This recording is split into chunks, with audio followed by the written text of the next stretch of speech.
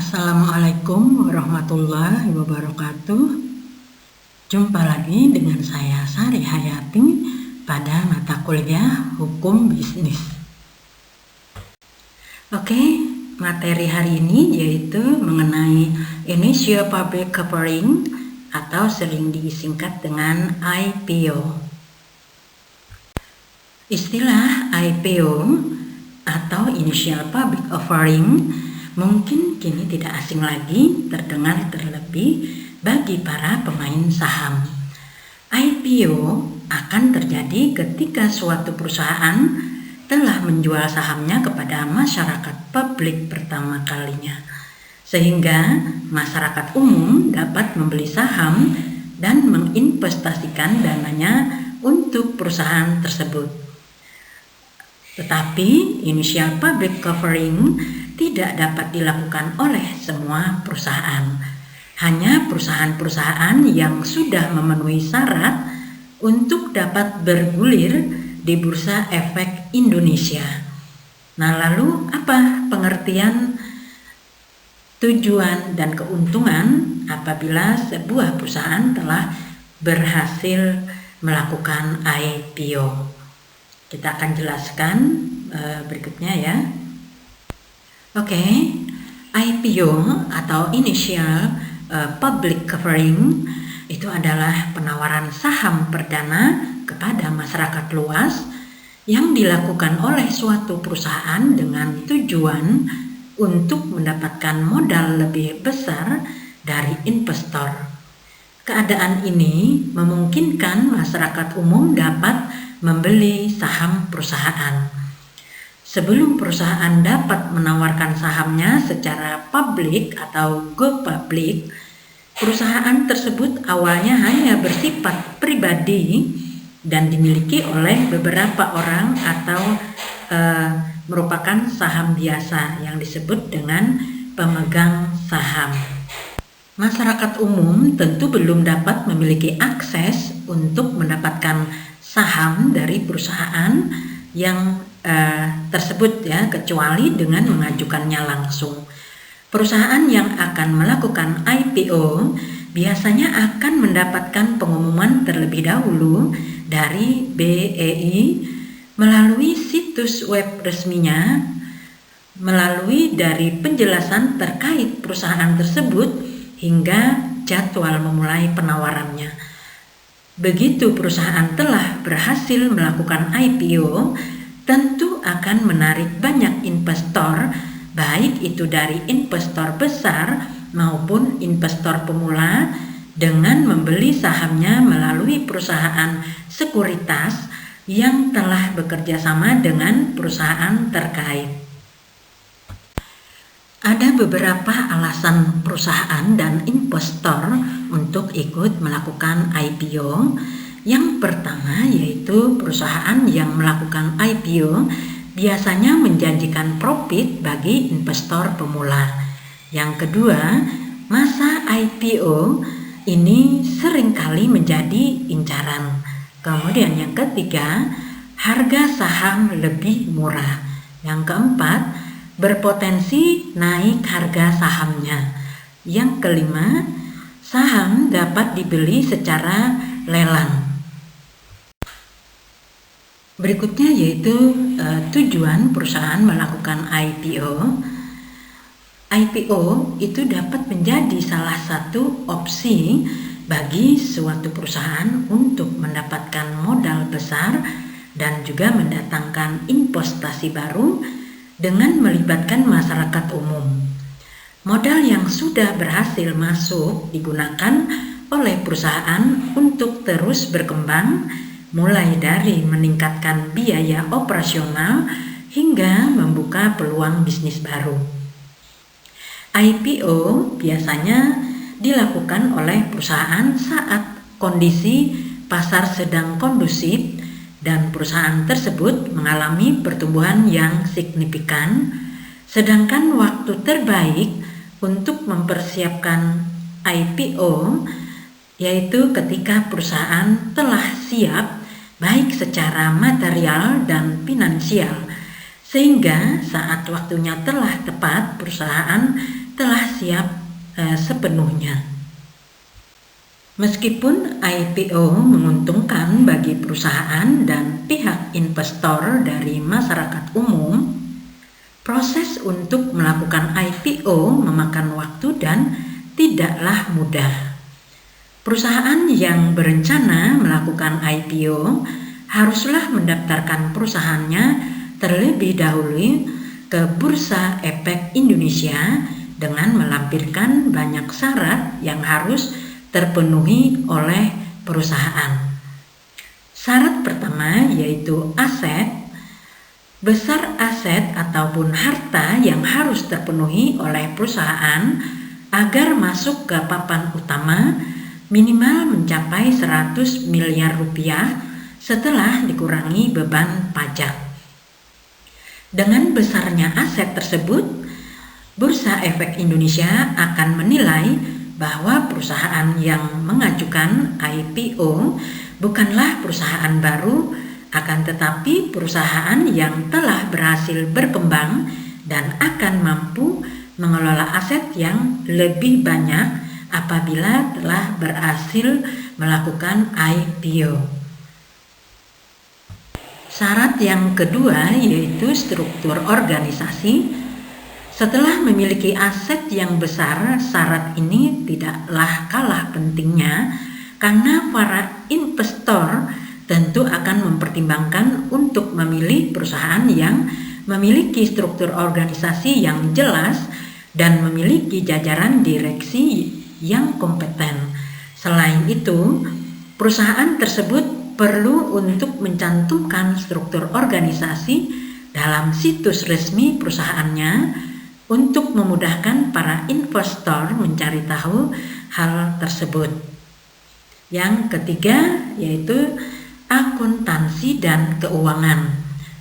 Perusahaan yang mengajukan IPO perlu untuk melaporkan laba dan keuntungannya melalui laporan keuangan untuk memberikan penjelasan berkait dengan kinerja perusahaan dalam beberapa tahun terakhir. Bursa Efek Indonesia akan memasukkannya ke papan utama apabila perusahaan tersebut memiliki potensi yang menguntungkan. Selain itu, investor juga pasti hanya tertarik pada perusahaan yang memiliki keuntungan dengan melihatnya melalui laporan keuangannya. Berikutnya yaitu keuntungan yang akan perusahaan peroleh saat berhasil melakukan IPO. Yang pertama yaitu mendapatkan modal tambahan. Modal yang masuk melalui IPO akan menjadi dana segar bagi perusahaan, terlebih tidak akan terbebankan dengan bunga. Perusahaan dapat memanfaatkan pasar modal untuk memperoleh pendanaan dan memaksimalkan secara penuh modal tersebut untuk mengembangkan usahanya tanpa perlu memikirkan pinjaman. Keuntungan yang kedua yaitu meningkatkan citra. Perusahaan yang berhasil melakukan IPO tentu akan menjadi sorotan publik. Selain mendapatkan liputan dari berbagai media, tentu dapat unjuk gigi ke masyarakat publik sehingga dapat meningkatkan citranya. Publikasi secara cuma-cuma dari berbagai media dapat meningkatkan exposure terkait produk dan inovasi perusahaan.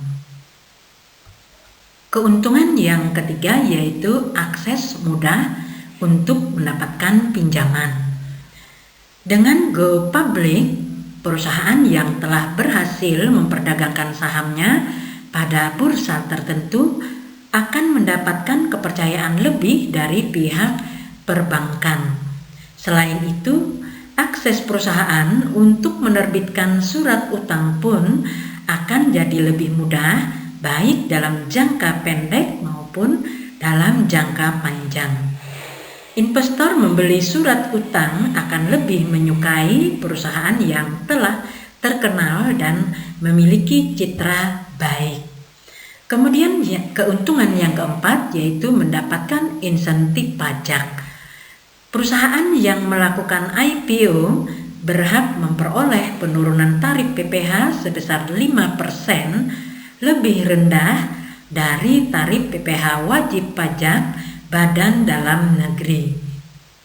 Sepanjang 40% total sahamnya tercatat dan memperdagangkannya di bursa, serta memiliki minimal 300 pemegang saham. Hal ini tercantum dalam Peraturan Pemerintah Nomor 56 Tahun 2015 tentang perubahan atas Peraturan Pemerintah Nomor 77 Tahun 2013 tentang penurunan tarif pajak penghasilan bagi wajib pajak badan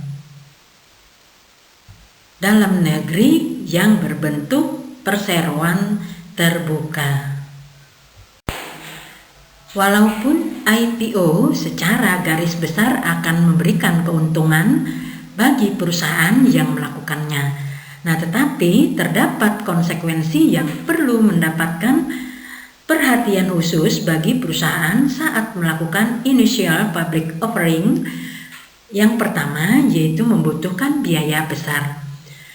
Perusahaan membutuhkan banyak perhatian dan akan menambah beban pekerjaan dalam melalui proses IPO perusahaan yang sudah siap melakukan.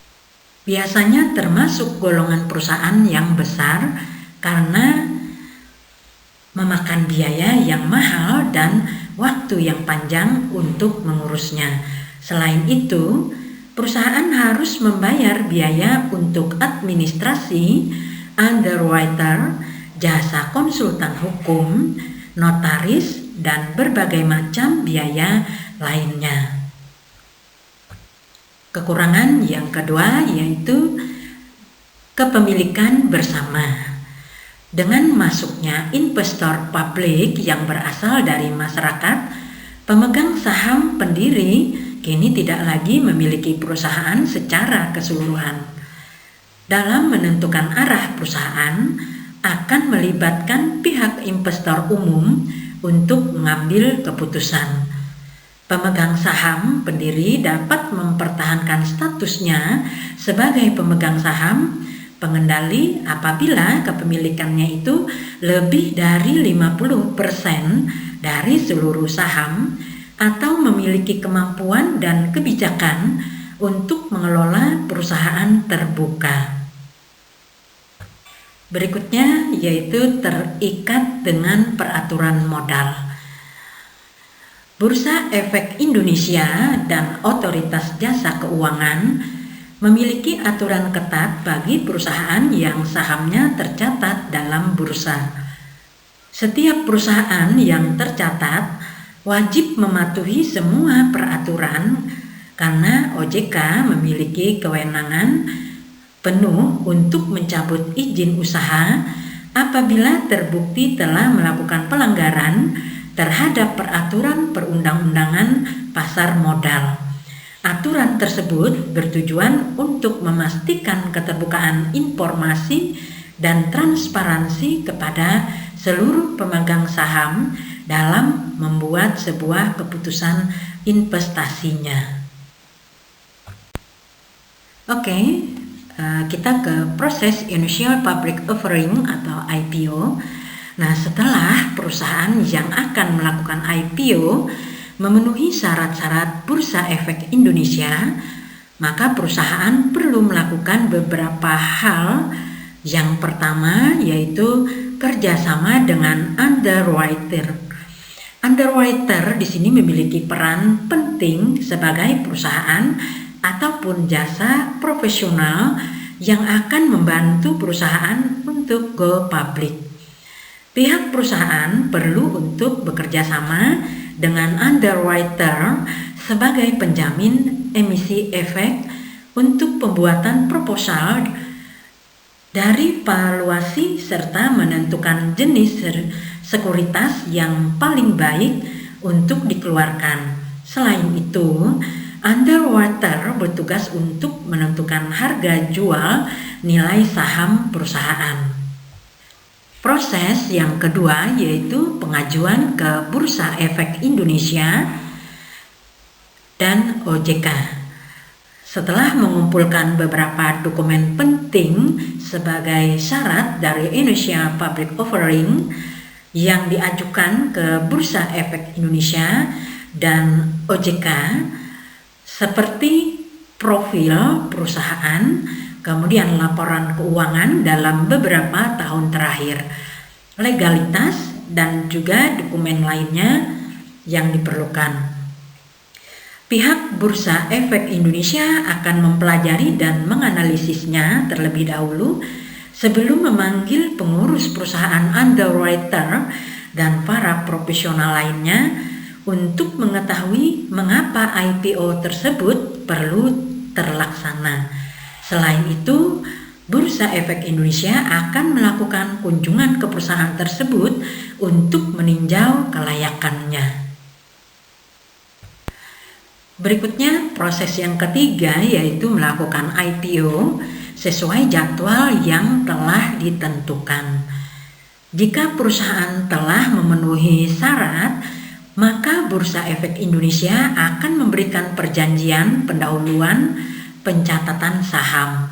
Selanjutnya, Bursa Efek Indonesia akan membantu proses initial public offering dan akan menentukan jadwal penawaran yang akan terbit melalui web resmi. Investor publik dapat membeli saham saat jadwal penawaran atau dapat memesannya terlebih dahulu melalui proses subscribe. Berikutnya yaitu yang merupakan mekanisme yang perlu dalam memasuki proses pengajuan IPO. Yang pertama yaitu due diligence meeting. Langkah ini merupakan rapat penting antara perusahaan bersama pihak emiten untuk mendiskusikan pengajuan IPO kepada Bursa Efek Indonesia dan OJK. Pada tahap ini, perusahaan akan melibatkan perusahaan sekuritas, pemilik saham, penilai aset, konsultan hukum, dan auditor. Umumnya, pertemuan yang berkaitan dengan kegiatan initial public offering akan disebut sebagai due diligence meeting. Kemudian mekanisme yang kedua yaitu public expose dan roadshow. Nah, pada tahap ini, perusahaan yang akan melakukan IPO membutuhkan pengakuan publik. Hal ini dapat menjadi pemberitahuan kepada masyarakat luas bahwasannya perusahaan tersebut akan menjual sahamnya ke publik. Pihak perusahaan wajib untuk membeberkan rencana dan juga perkembangannya serta potensi profitnya.